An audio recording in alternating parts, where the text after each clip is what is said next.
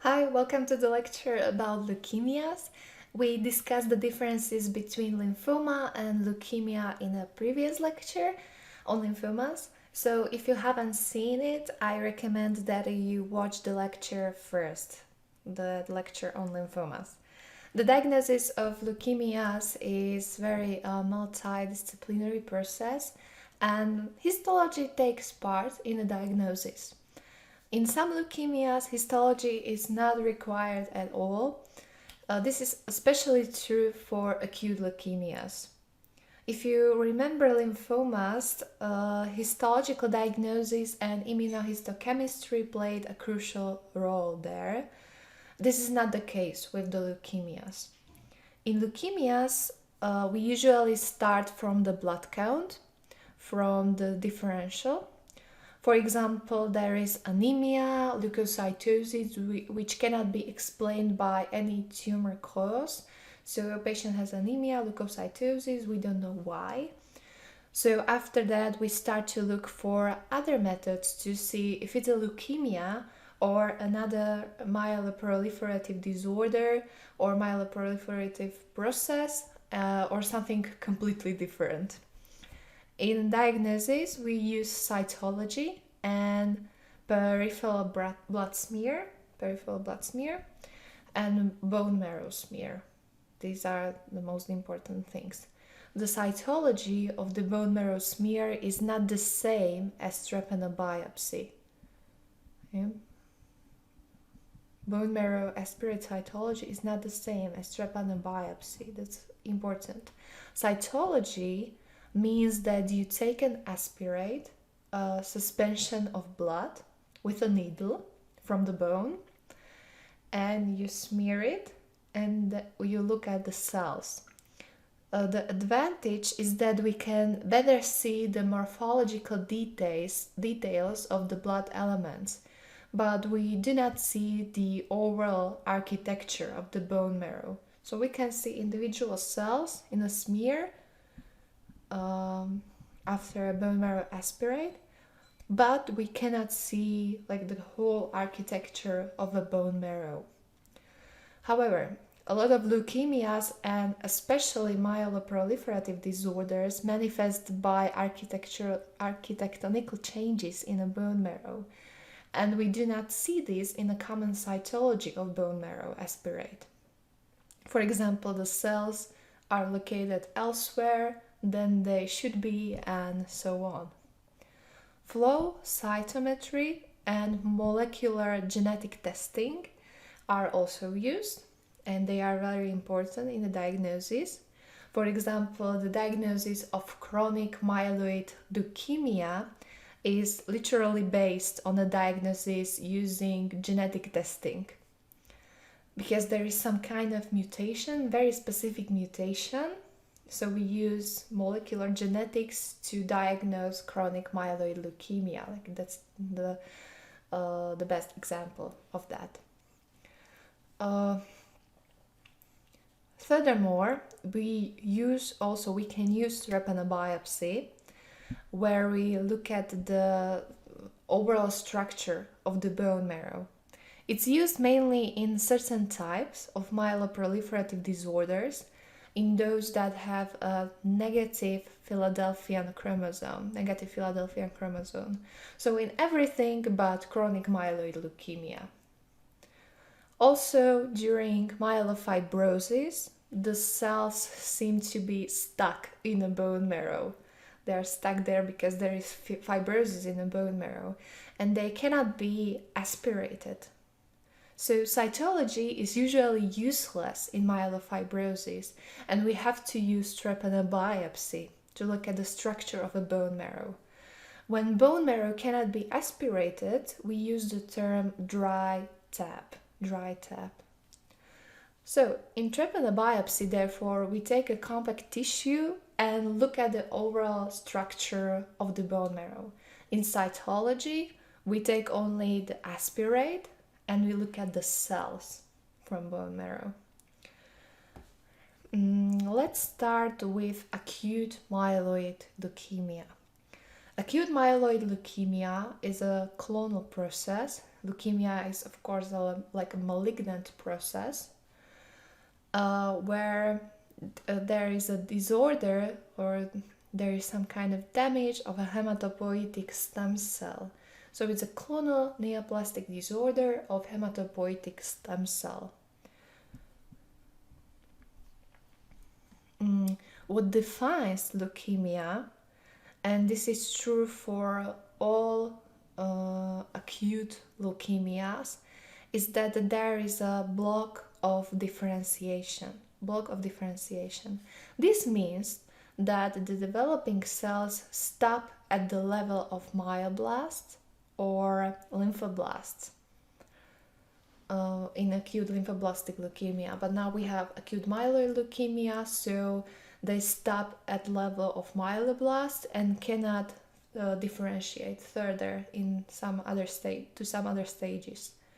So these myeloblasts in acute myeloid leukemia accumulate in the marrow, and that is also same for acute lymphoblastic leukemia, where lymphoblasts accumulate in the bone marrow, and these immature cells compress the bone marrow, and then they are released to the periphery. Thus, this block of differentiation and accumulation of blasts, which are very immature cells, these blasts, is typical for acute leukemia.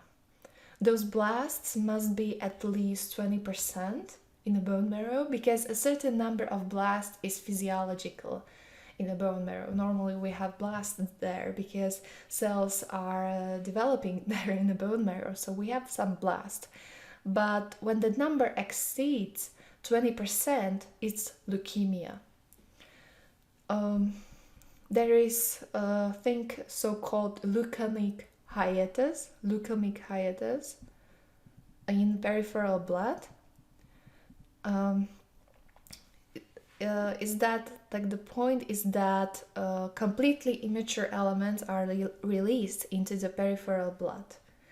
So in the peripheral blood, what can we find there? We find completely immature elements, and on the other hand, completely normal, mature blood elements. So we have immature elements, blasts, and mature blood elements. And there are no transitional stages between them. And this is called hiatus.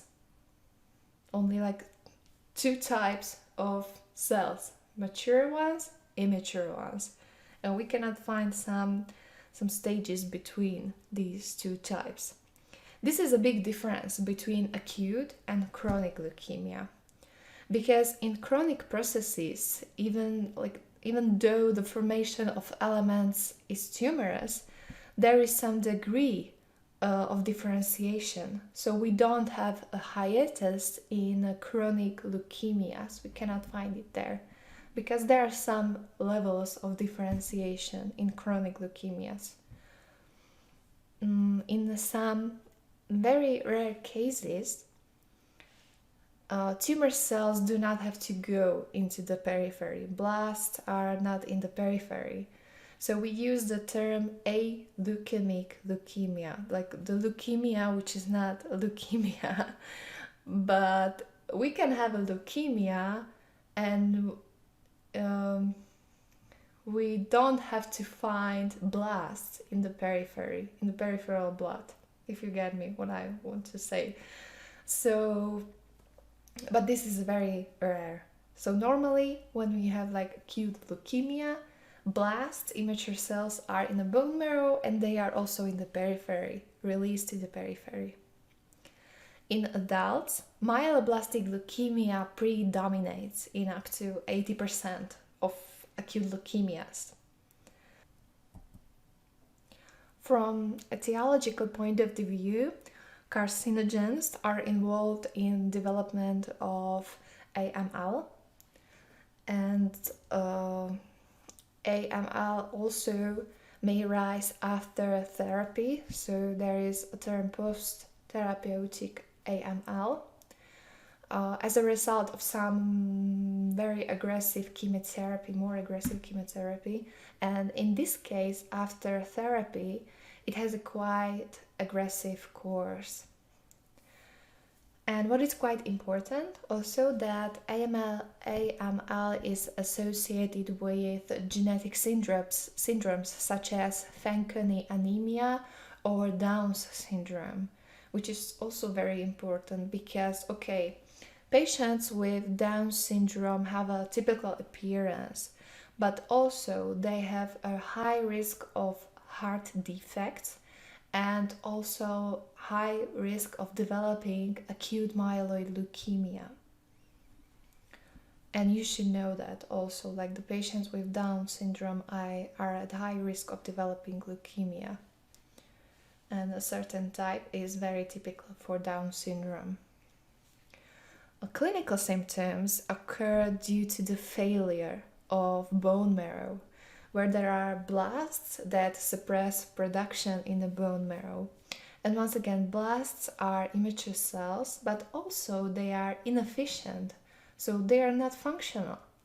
Hematopoiesis is suppressed in the bone marrow, so patients may be anemic, they may have a hyperkinetic circulation because of anemia, a fatigue, paleness, dyspnea, or also ischemic heart disease exacerbation because of anemia.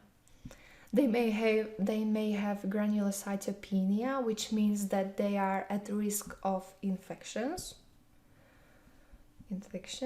thrombocytopenia, they are at risk of bleeding, and also patients have peripheral leukocytosis. And why do they have leukocytosis? It's that because there are so many blasts, so many immature cells in the periphery, there is a leukocytosis in periphery. And thus, due to the high presence of blasts, their blood is thickened. It's very thick because there are many cells. There is a hyperviscosity syndrome because of that. We will talk about it.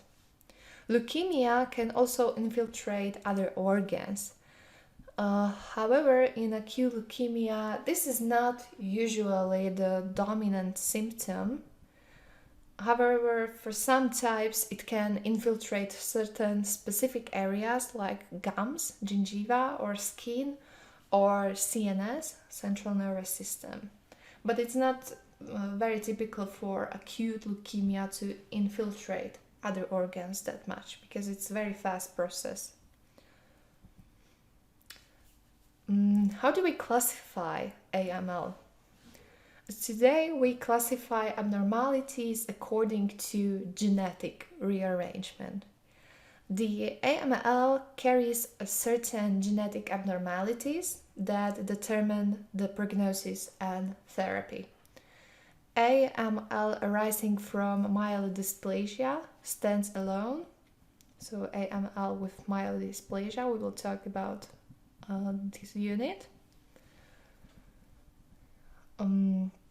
We also have acute myeloid leukemia because of the therapy. Post-therapeutic leukemia also stands alone.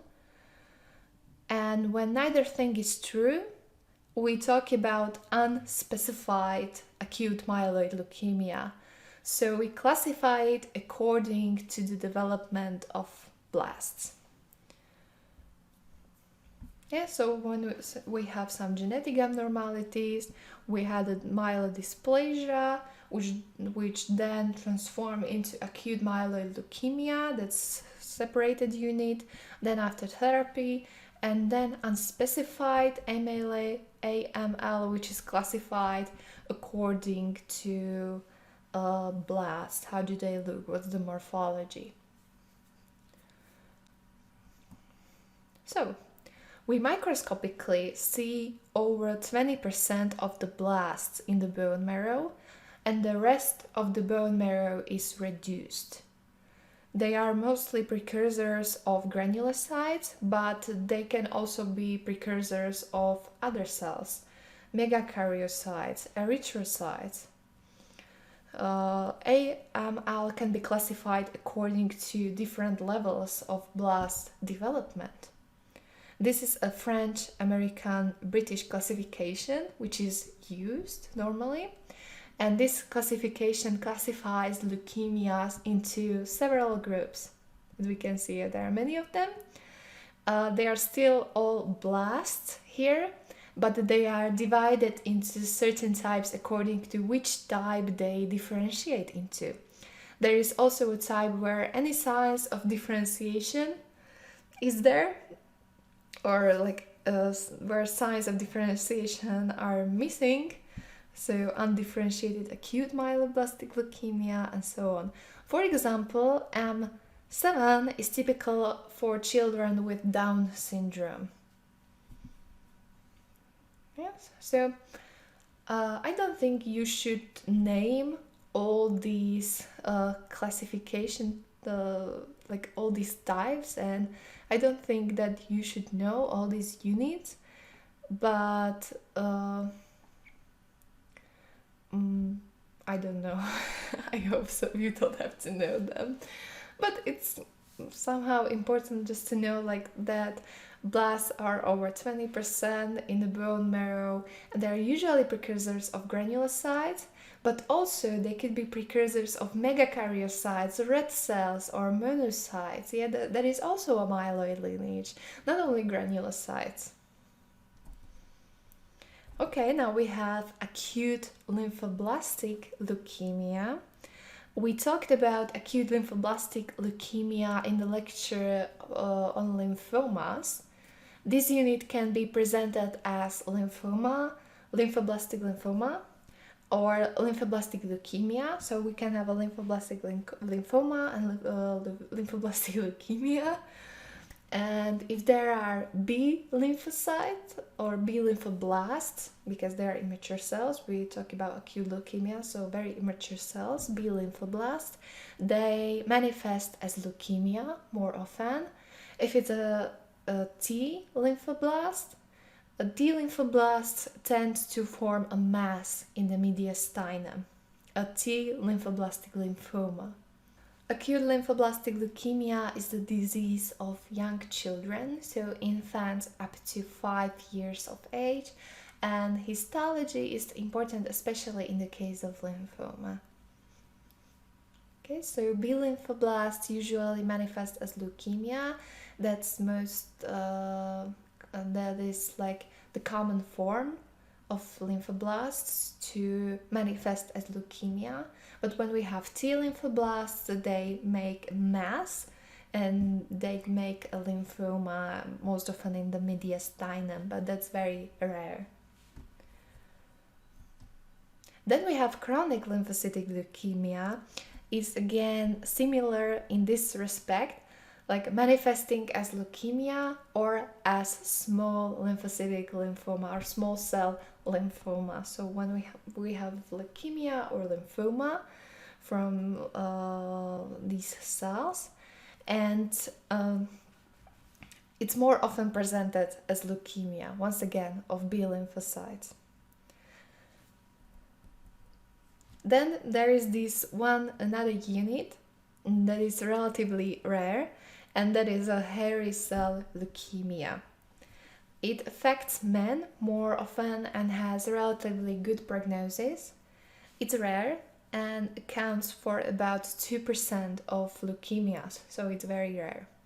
It arises from B lymphocytes, so that hairy cells are actually B lymphocytes. In hairy cell leukemia, spleen infiltration is quite common, so there are cells in the spleen. This infiltration of spleen is very common. It's quite typical. And this leukemia, specifically, is often presented as aleukemic leukemia. So it does not have to release the cells to the periphery. Tumor cells have hairs that can be seen in cytology, like small hairs, and these This is like very common sign that we are dealing with hairy cell leukemia. So just remember, it's very rare, it's more often in males, and it has quite good prognosis. It differentiates towards B lymphocytes, and there is often nodal infiltration, especially red pulp, which is in the spleen, and doesn't need to circulate in the peripheral blood. So term aleukemic leukemia is used in this case. So these were acute leukemias and chronic lymphocytic leukemia. Chronic lymphocytic leukemia was discussed in a lecture about lymphomas in the previous lecture, so this was just like very brief recap. And now let's look at myeloproliferations and chronic myeloproliferative disorders. The whole group means that it is a clonal tumor involvement of hematopoietic stem cell. It's a clonal disease of hematopoietic stem cell. This means that all elements of hematopoiesis have a tumor nature. All elements have a tumor nature. But in specific units, the proliferation of one lineage predominates. Thus, like for example, in chronic myeloid leukemia, the proliferation of the granulocytes predominates. And in essential thrombocytosis, the megakaryocyte lineage predominates. However, all lineages of hematopoiesis have a tumor form, and these tumor cells go into peripheral blood. The basic division of myeloproliferative disorders is based on the presence of Philadelphian chromosome. The presence of the Philadelphian chromosome is in chronic myeloid leukemia, and other myeloproliferations are negative for Philadelphian chromosome. But they have another mutation, we'll talk about it later. These Philadelphian negative diseases are, for example, Polycythemia Vera or primary myelofibrosis and essential thrombocythemia. It's typical for them that they have a positive Janus kinase, so they're like JAK positive, or I don't know how to pronounce that correctly, but you can see that it's written here. Janus kinase is positive. So in like how do we diagnose myeloproliferative disorders is that in chronic myeloproliferations, and this is especially true for those with negative Philadelphian chromosome, Rapino biopsy is used for the diagnosis. So we have to diagnose Philadelphian chromosome, and we cannot like fully distinguish the diseases according to blood count or something else. We have to look to the bone marrow and see what's happening there in the bone marrow, or we can use a genetic testing for Philadelphian chromosome. If it's positive, well, okay, that's a chronic myeloid leukemia. If it's negative, this Philadelphian chromosome, well, it's probably some other myeloproliferative disorder. There are three basic types, and we diagnose them according to histology, so we use Rapino biopsy in the testing. We have to look on the bone marrow. How these diseases are presented clinically? Like all chronic myeloproliferations have some initial and proliferative phase or stage. In the initial phase, this disease does not meet the laboratory criteria for diagnosis, but there may be clinical complications at this stage, such as thrombocytosis. Even at this stage, bone marrow histology could be diagnostic. So there are this initial phase, once again, doesn't fulfill laboratory criteria, but there are some clinical complications. And histology, if in this time we would look at the bone marrow at the initial stage, histology would be probably diagnostic, that we will see some process, something is happening in the bone marrow. So we could diagnose this myeloproliferative disorder based on histology.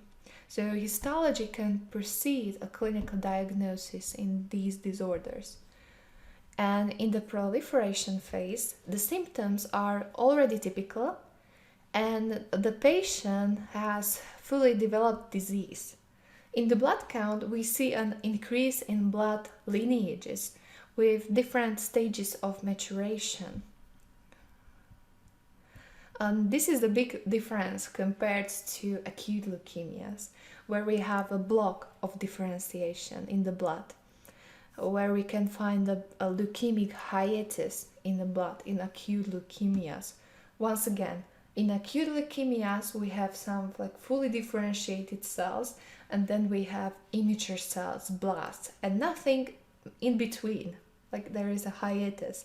In chronic myeloproliferative disorders, we can see developmental stages of cells in there.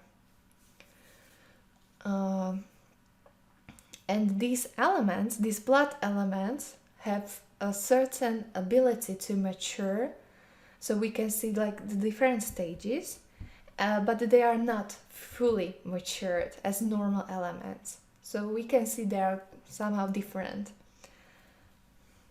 For this specific reason, those cells maintain at least a minimal ability to function. So they can function somehow. Therefore, these patients often present with thrombocytosis and they have an increased risk of thrombosis, for example. If the patient has extreme thrombocytosis, very extreme thrombocytosis, over 1,000, they have an increased risk of bleeding. On the other hand, that's very strange, but it's because of consumption of von Willebrand factor. So in thrombocytosis, there is a risk of thrombosis, but also in extreme thrombocytosis, a risk of bleeding. Subjective symptoms or symptoms that occur in patients can be headaches and chest pains, some visual disturbances, for example, erythromelalgia, which means redness of soles of the hands and feet, redness of the soles of the hands and feet. And patients may have polyglobulia, an increase in erythrocytes, putting them at risk of bleeding and thrombosis also. Patients may have leukocytosis, and extreme leukocytosis leads to hyperviscosity syndrome.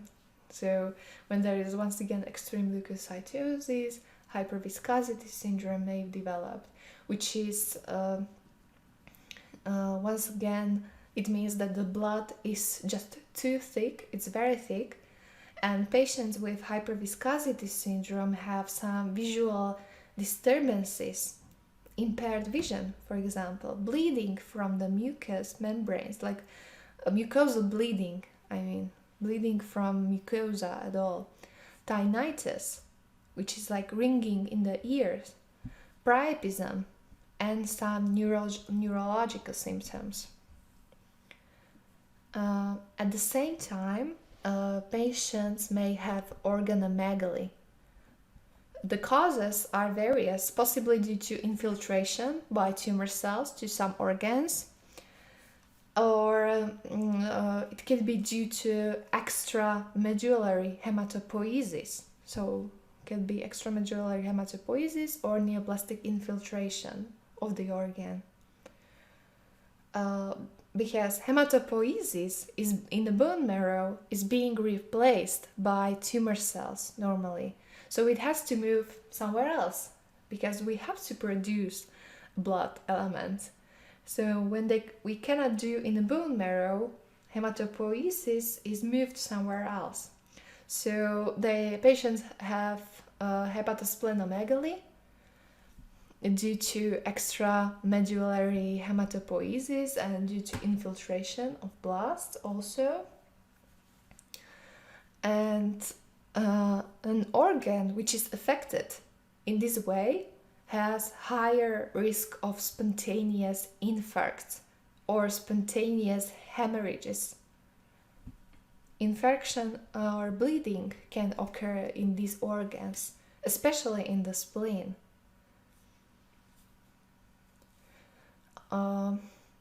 When there are numerous infarcts in the spleen, which is often when we have like very huge spleen,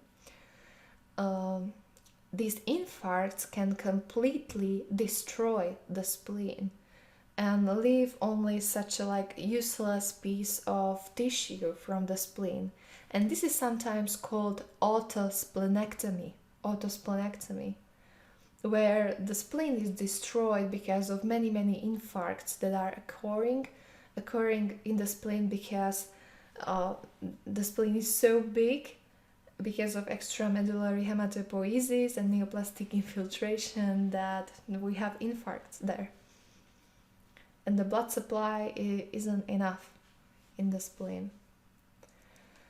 And there is one important thing, is that when the spleen is enlarged, we use the term hypersplenism,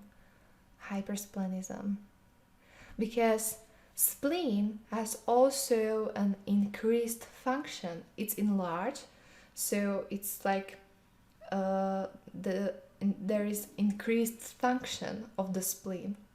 So the spleen does what it normally does. You know the function of the spleen.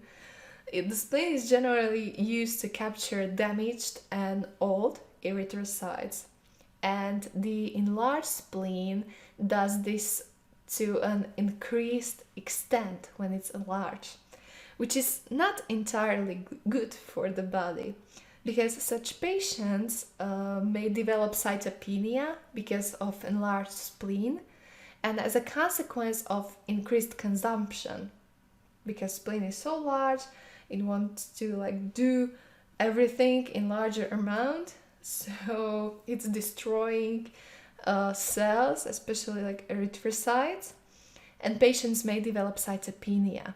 So the spleen just eats everything in the blood.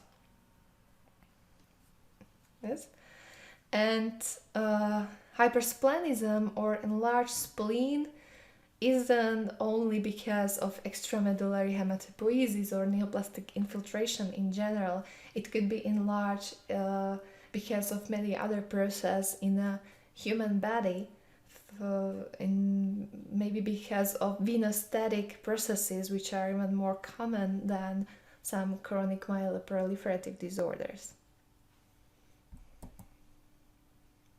So, the actual course of chronic myeloproliferations can be divided into several stages.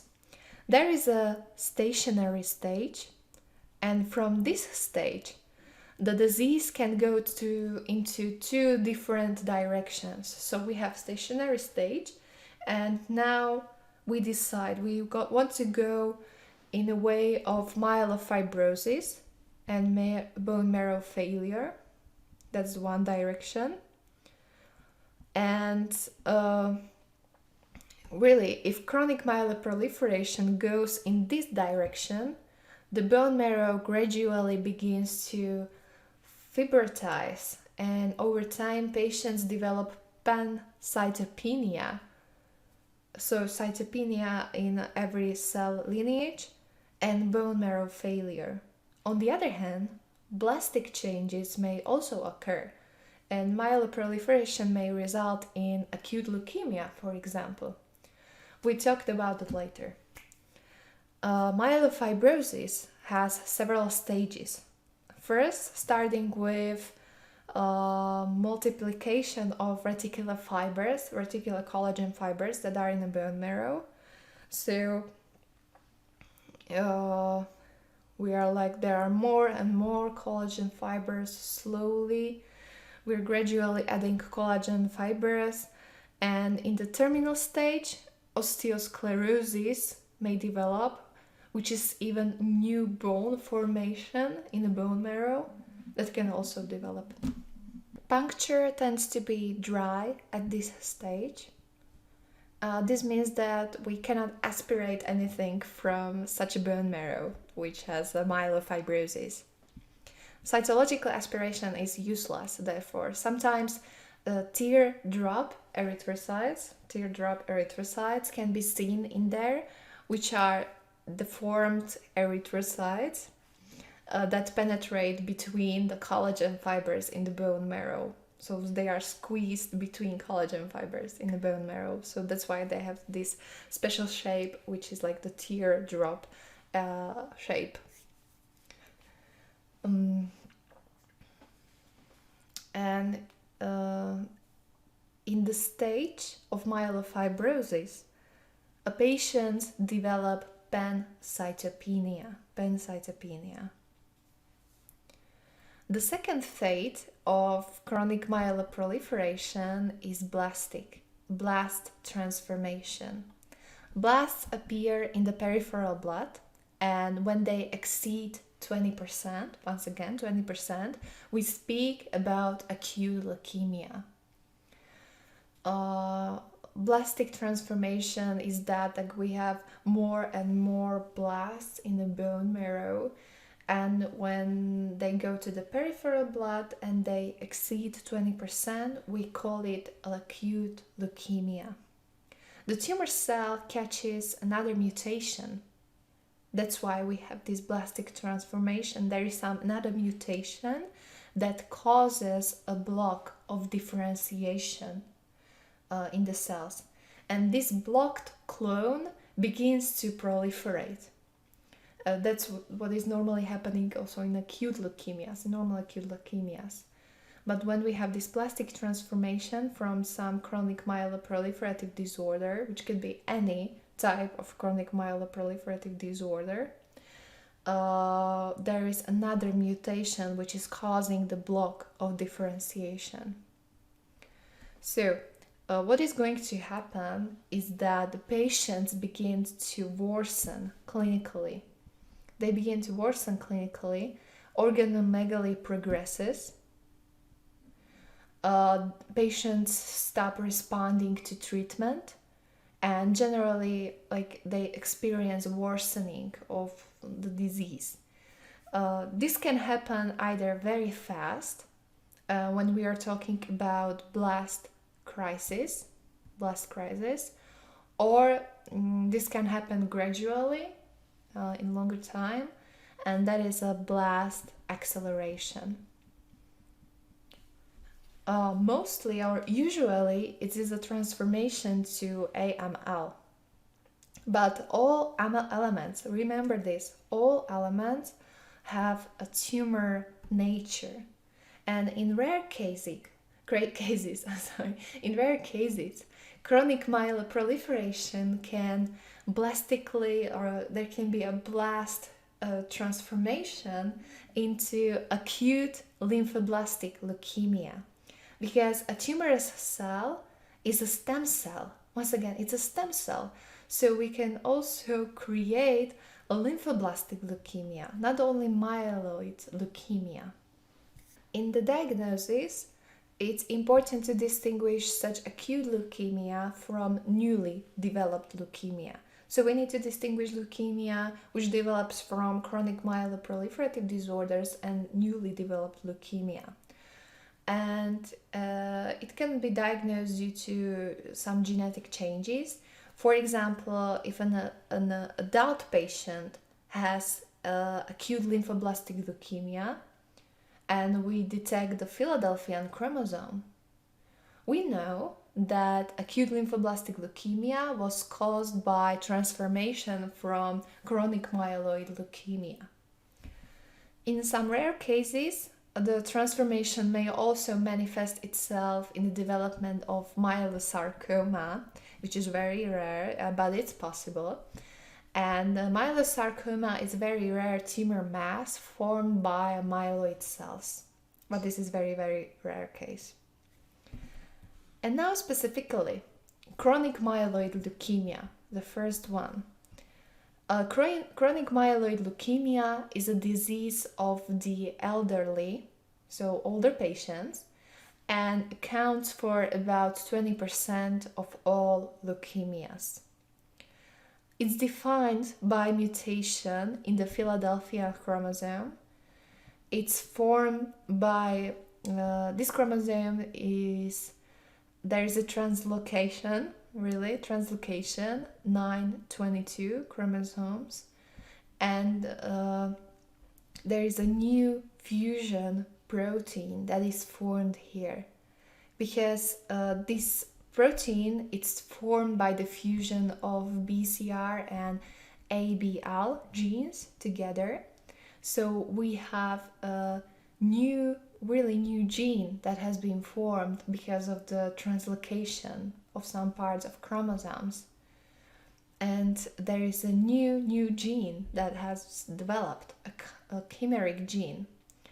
It's a completely new protein that is created because of this completely new gene.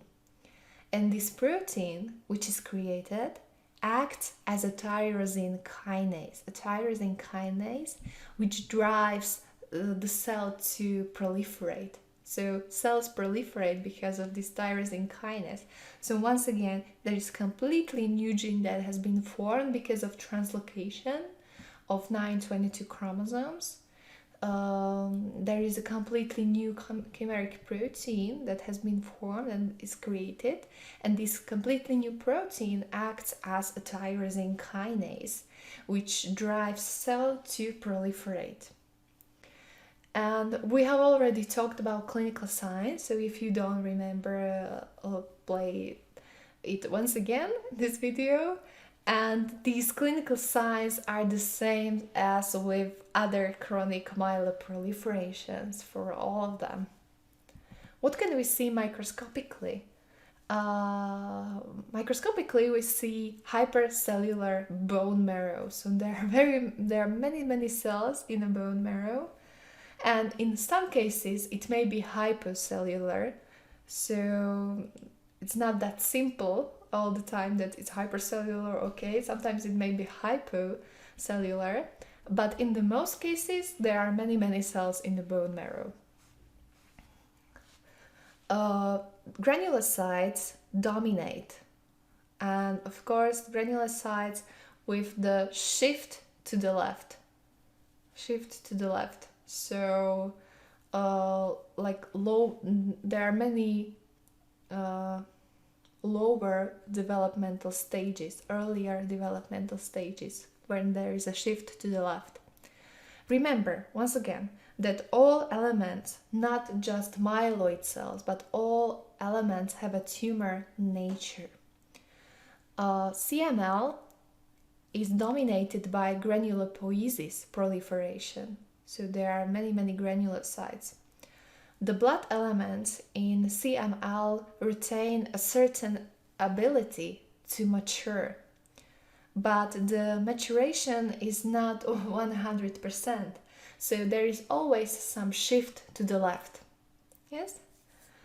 The red lineage is reduced, and megakaryocytes are also usually smaller than normally, and they are called dwarf megakaryocytes because of that.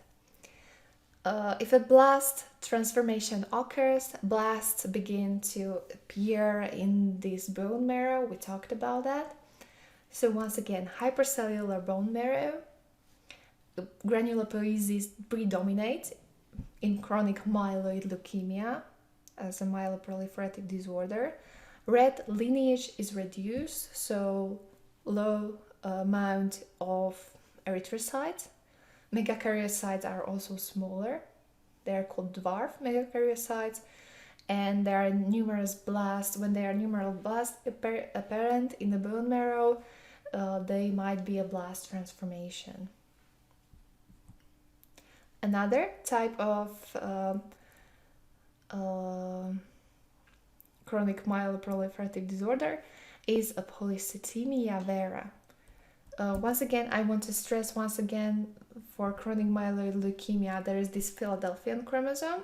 So that when there is positive, we are talking about chronic myeloid leukemia. And now we're going to talk about diseases which are Philadelphian chromosome negative. So they don't have this specific Philadelphian translocation and the tyrosine kinase. There is some other genetic defect here. Polycythemia Vera. All blood elements are tumors. Once again, all of them.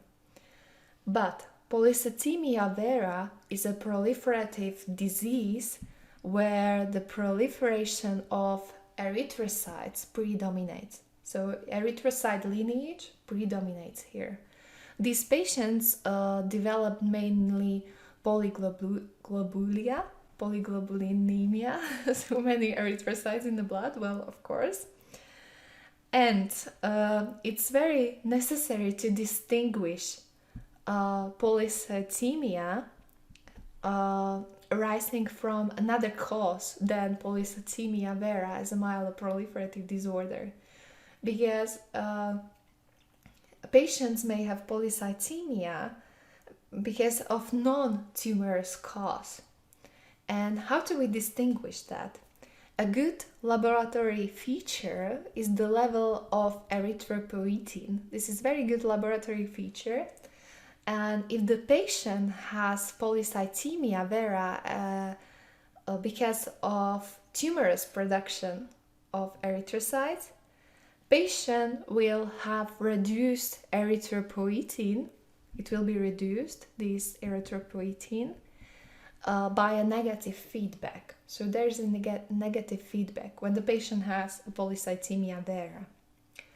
While with secondary polycythemia, erythropoietin will be increased, it will be elevated because in secondary polycythemias, because polycythemia is precisely the cause of increased erythropoietin in secondary polycythemias. So once again, just remember, like Polycythemia Vera, we can search for erythropoietin. When it's not elevated, we can say, okay, it's probably Polycythemia Vera. When there are low levels of erythropoietin because of negative feedback, well, it's probably a tumorous process, a myeloproliferative disorder. So it's that. Older patients mainly suffer from polycythemia, but this is especially true for all chronic myeloproliferations. They are in the older patients. And the clinical presentation is consistent with chronic myeloproliferations. So what is special for polycythemia is that it has several stages, and it's not special. Also, these stages, initial and proliferative stage, are also in normal chronic myeloproliferations. But in Polycythemia Vera, in initial stage, there is often thrombocytosis only with normal red cell count. This is called pre-polycythemic stage. There is only thrombocytosis, so we cannot tell if it's polycythemia at all or what's happening. And in terminal stage, myelofibrosis may develop.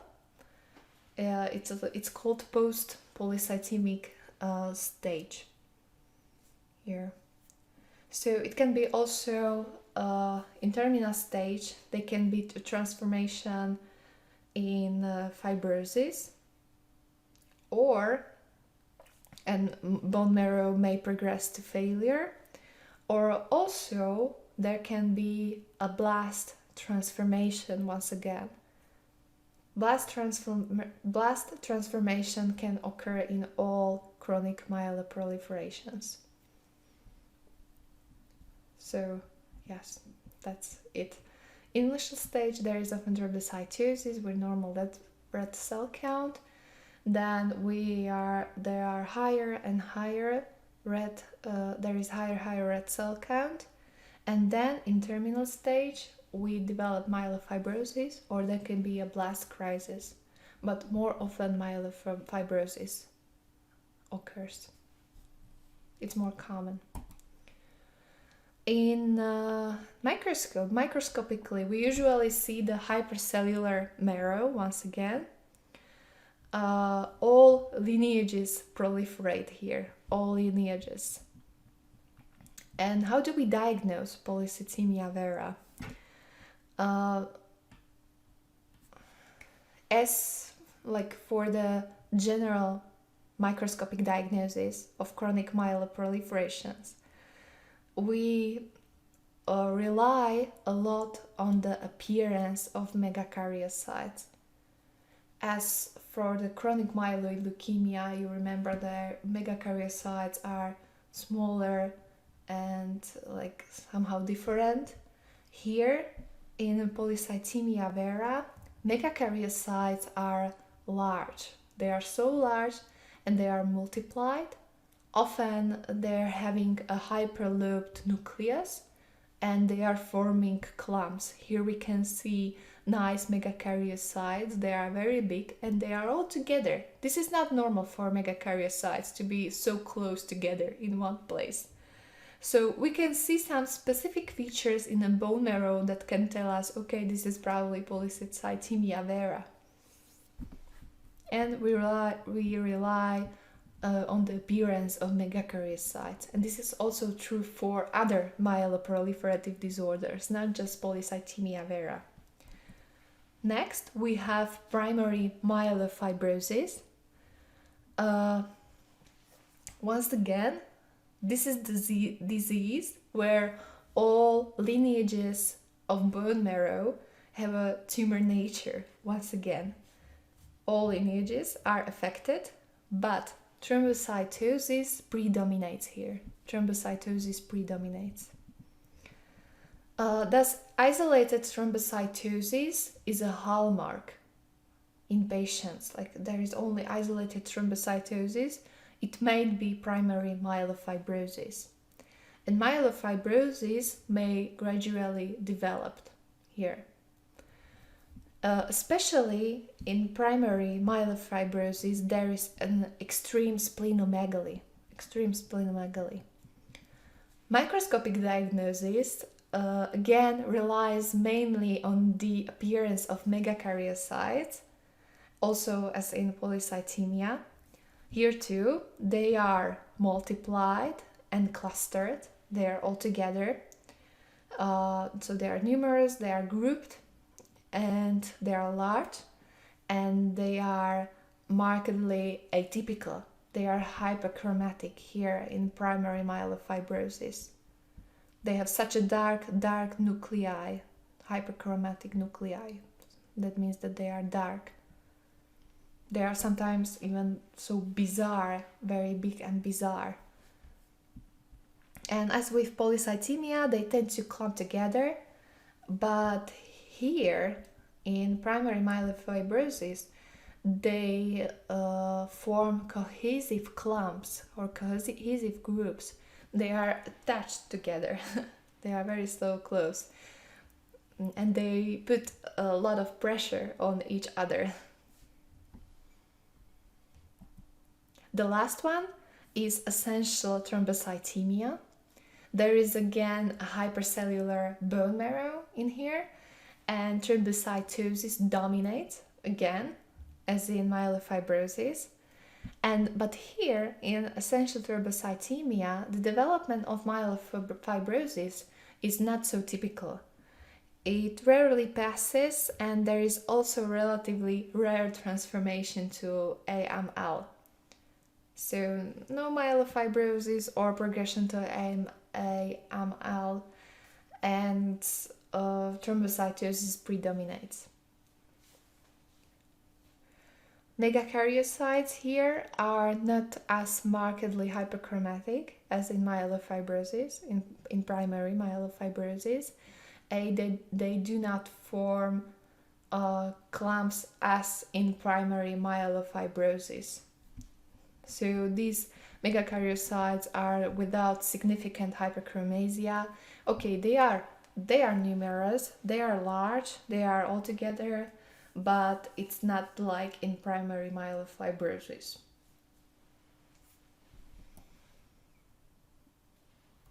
So, just a brief recap. The diagnosis of chronic myeloproliferation is based on the demonstration of Philadelphian chromosome. When it is present, when we have Philadelphian chromosome, it's a chronic myeloid leukemia. If it's not there, the chromosome, it's one of the diseases like Polycythemia Vera, essential thrombocytosis, or primary myelofibrosis, these three diseases. We rely in part on clinical diagnosis, so we need some kind of clinical diagnosis. There is often isolated thrombocytosis or polyglobulia, many erythrocytes. Also important is the microscopic appearance, where we often observe a hypercellular marrow with a shift to the left and with the proliferation of all lineages there. Specific lineages dominate in specific units, and overall the appearance of the bone marrow varies in these diseases. It's not always as clear as we have described now, so it's sometimes very difficult to diagnose and to differentiate myeloproliferative disorders. Okay, so now let's move to Myelodysplastic Syndrome. Myelodysplastic Syndrome is a clonal disease of a hematopoietic tumor cell where there is a dysplasia and ineffective hematopoiesis. So we have a clonal disorder of hematopoietic stem cell with dysplasia and ineffective hematopoiesis. Patients have peripheral pancytopenia. So there is a peripheral pancytopenia. Thus, it's a clonal hematopoietic stem cell disease characterized by dysplasia and peripheral pancytopenia. And these patients are also at high risk of transformation to AML. These are mostly older adults. A closer classification results in which blood lineage dominates here. Yeah, so we subclassify myelodysplastic disorders according to affected blood lineage, and also according to cytogenetics and molecular genetics at all.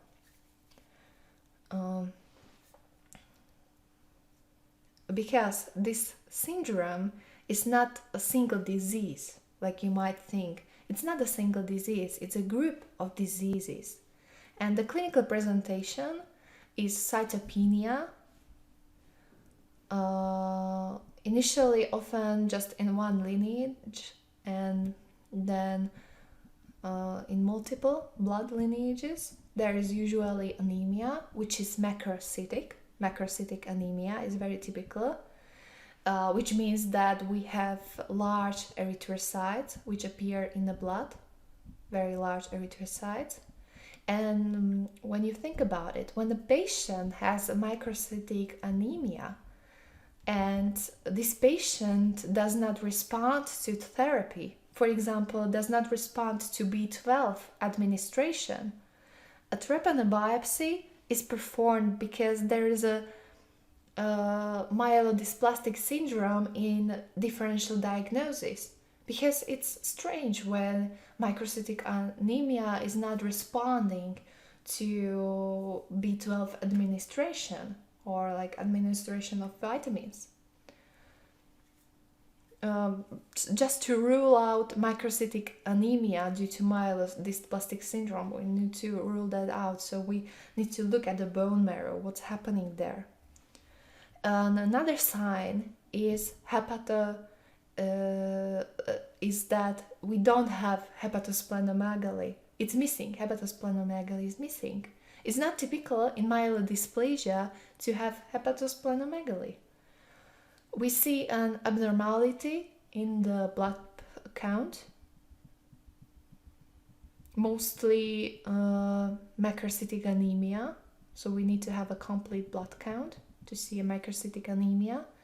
Rapino biopsy may not always be necessary for the diagnosis. Nowadays we have genetic testing, so that's even more important. And microscopically, what can we see is that there is dysplasia in one or more blood lineages that we see microscopically. We will see some changes at the level of cytology and some changes at the level of histology, so at the level of Rapino biopsy. So we have to do Rapino biopsy also. And at the level of cytology, we will better see detailed changes in the cell cytology. In Rapino biopsy, we will see changes in the distribution of tumor cells in the bone marrow. And we will see, for example, there are some described cytological findings. We will see, for example, this erythropoiesis in cytology. And this involves the proliferation of cells and their shift to the left. So the shift to less mature cell forms. The cells are enlarged and they show cell atypia. So we can find more numerous, less mature, larger atypical cells in the bone marrow. And the presence of ring sideroblasts is typical. These are ring sideroblasts over here. And these blasts have a disorder of iron metabolism. And this iron here in the blast accumulates in the mitochondria. And this makes such a ring around the nucleus. Because why do we need iron in the erythrocytes? Well, of course, because of hemoglobin. Iron binds an oxygen in the erythrocytes. And when there is a disorder of iron metabolism, iron will accumulate in the mitochondria and it will form this ring sideroblasts here. So this sideroblast with hemosiderin that accumulates in mitochondria is called, they are called ring sideroblasts, and it's typical finding in myelodysplasia. We can also see this granulopoiesis, where there are when there is a change in size or in number of granulocytes. They have hypersegmented nuclei or sometimes hypersegmented nuclei, but more often hypersegmentation is present. We can have changes in megakaryocytes. They are more numerous, megakaryocytes, hypersegmented nucleus, and hyperchromatic nuclei once again. So there are some dysplastic changes in megakaryocytes also.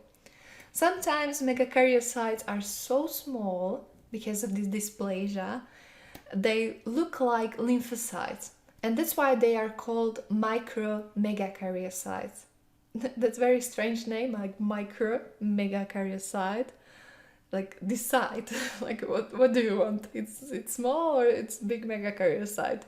So they really look like lymphocytes and we cannot differentiate them from lymphocytes. They are so dysplastic.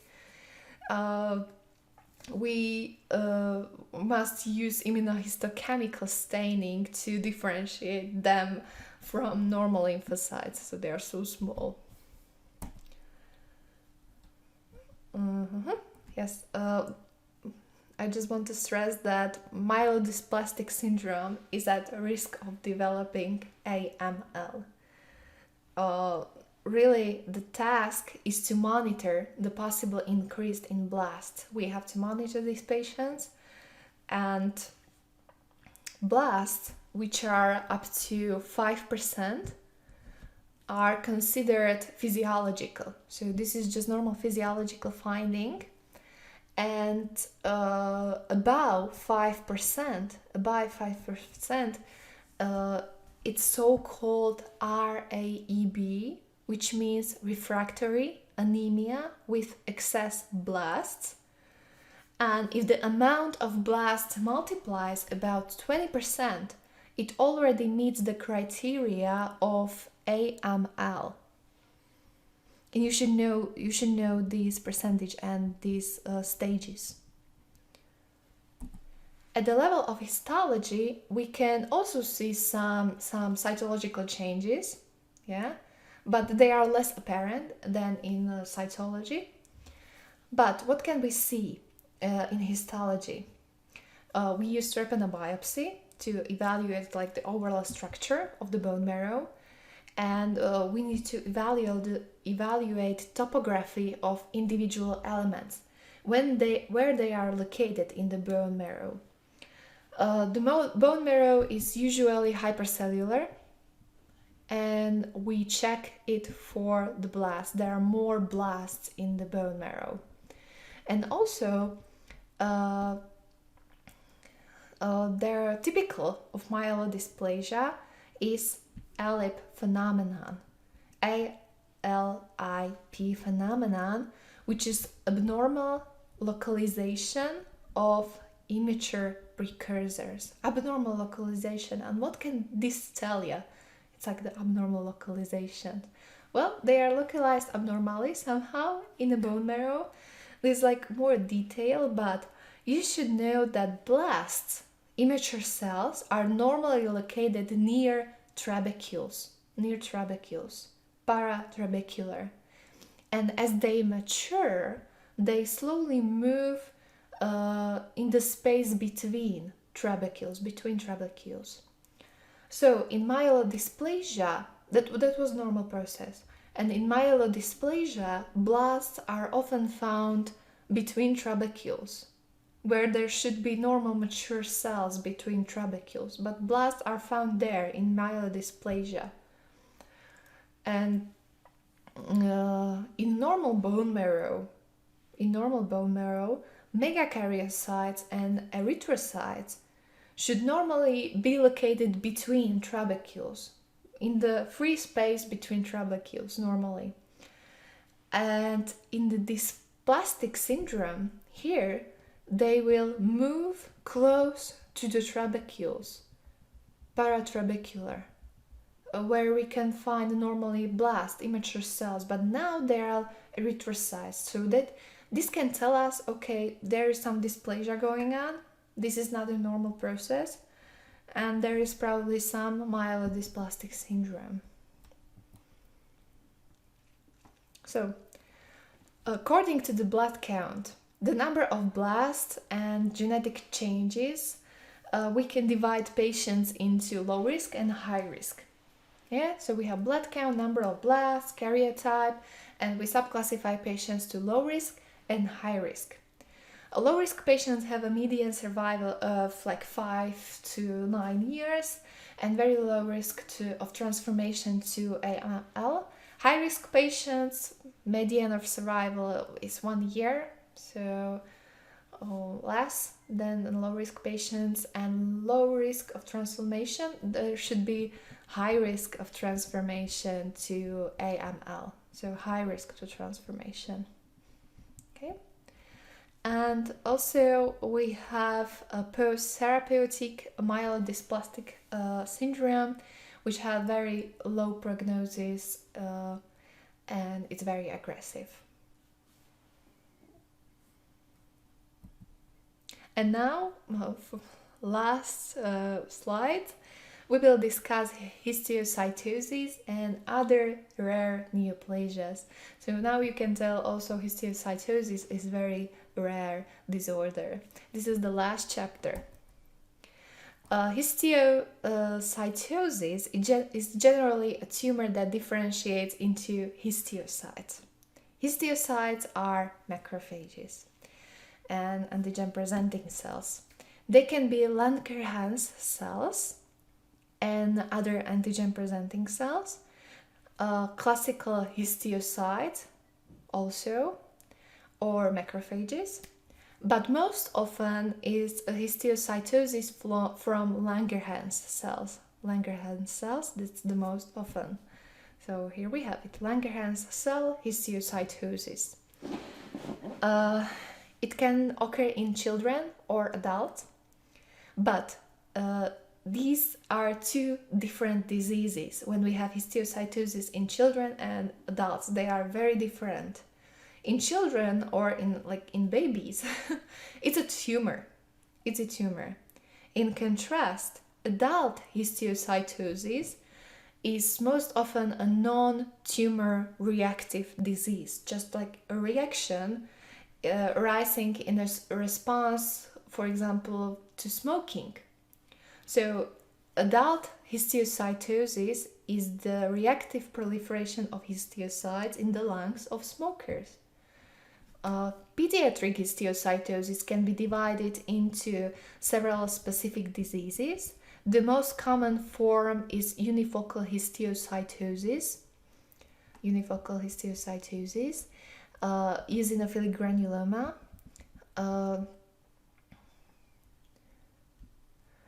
It's typically in the bone marrow. It's an isolated osteolytic focus in the bone marrow, usually in the skull, and it has indolent course, and there is often a spontaneous regression, so it's kind of good. So it's often in the children, sometimes in adults. More serious disease is multifocal unisystemic Langerhans cell histiocytosis, very complicated name, or Hand-Schüller-Christian disease, even more complicated name of this disease. But remember, they can be in the multiple places, this disease, so it's probably more aggressive than the unifocal unisystem one. And so it's usually in bones in many places. It affects older children.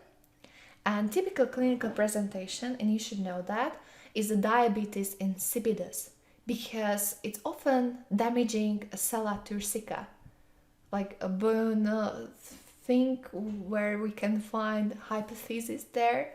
So there is diabetes insipidus, is associated. And there is also exophthalmos, all protruding of the eyeball, because we have infiltrate of cells behind an eye. So that's why their eyes are going out of the skull.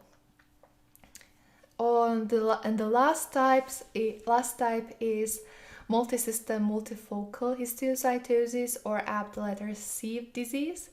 It's a disease of very, very young children up to 2 years. It's behaving aggressively. It infiltrates organs. Children have lymphadenopathy, and it infiltrates the skin also. Histologically, the name eosinophilic granule can tell us that there will be numerous eosinophils around. And we can find these cleaved nuclei, coffee bean appearance of Langerhans cells here. Yes, so this is very typical. And there is a typical immunogen S100 and CD1A or Langerine. So these are typical immunogens used in immunohistochemistry. And let's go to others. These are very rare. So we have follicular dendritic cell sarcoma, which differentiates towards follicular dendritic cells of lymph nodes sinuses. These follicular dendritic cells are of a mesenchymal origin, so they are not developing in a bone marrow. That is different.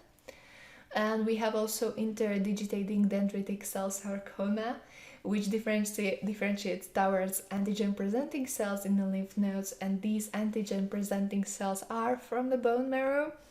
or histiocytic sarcoma, cells that are classical macrophages here.